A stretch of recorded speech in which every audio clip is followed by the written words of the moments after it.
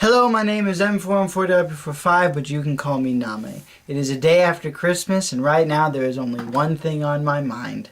Spider-Man. With all that's going on in the movie business right now with my favorite webbed hero, it's time to finally talk about Spider-Man here on this channel. Gosh knows the rest of the internet is doing it. My opening statement is that Sony simply doesn't deserve Spider-Man. We've all heard of the email hacks that have been apparently the greatest breach in movie security, something along those lines.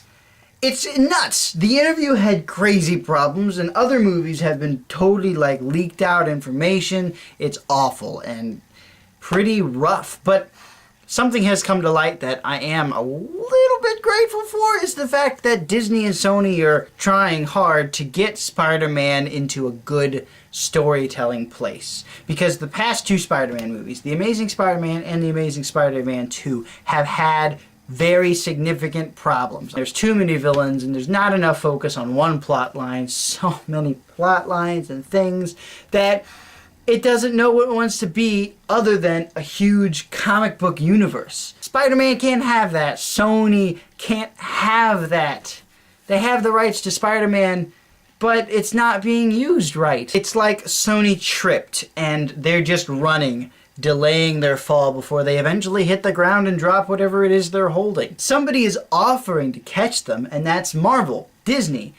They want Spider-Man. They don't want it to fall. They want it to keep going, and they want it to be strong, and they want it a part of their masterful story. Sony has no plans. No concrete, solid, here's what we're going to do plans. Disney, Marvel, does. If Spider-Man is introduced into the MCU again after this deal of Sony and Marvel goes through, if it does, that'll be bad. See, the problem is the reason why Spider-Man works so well in the Civil War comic book story is because Spider-Man has a past history with both Iron Man, Captain America, and the rest of the world. Even though that Marvel claims that we won't do another origin story, introducing a new actor as a new Spider-Man in this new Civil War sequel would not only confuse some people, but do an injustice to the story. Marvel's already said that Civil War, the movie, is going to be very different from Civil War, the comic book, not being really about identities at all, which is fine. Winter Soldier is not Winter Soldier. Age of Ultron isn't Age of Ultron, and Infinity War will not be Infinity War. It's fine that Civil War won't be Civil War. Quite frankly, Spider-Man should be skipped from Civil War altogether, maybe save a small cameo with little to no lines.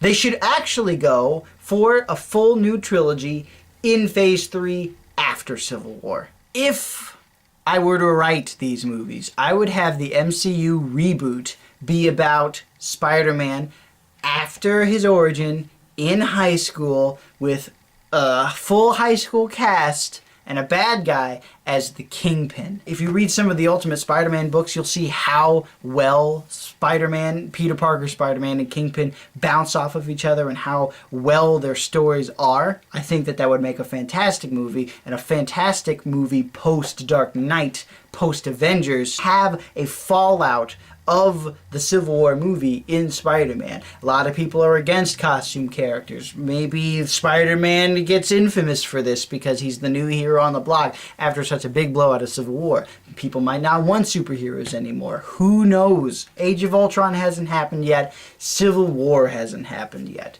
After this MCU reboot movie, Peter Parker would be shown maybe in an end credit scene being inducted into S.H.I.E.L.D., which would follow up into an Infinity War movie where Peter Parker is the new kid on the block, he's the new guy, and then things escalate to where Thanos happens, and then he's just stuck here in an Infinity War, and he's our man on the street. Kind of like Civil War, but not really.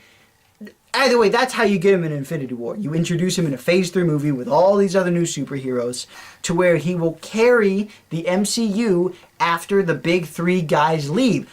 Who's bigger than Captain America? Not Doctor Strange. I'm sorry, he's cool, but Spider-Man will sell movie tickets. Spider-Man will sell Avengers. I know that the other Marvel movies will be good. Captain Marvel's fantastic. Black Panther is groundbreaking. Spider-Man is a good character. He has been since the 60s. And Sony doing what they're doing with Venom and the Sinister Six just won't work. I can tell you that now.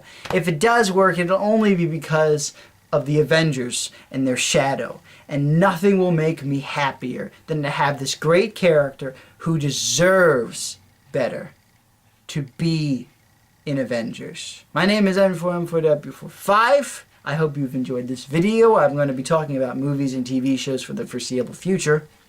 Peace in Christ, and imagine on.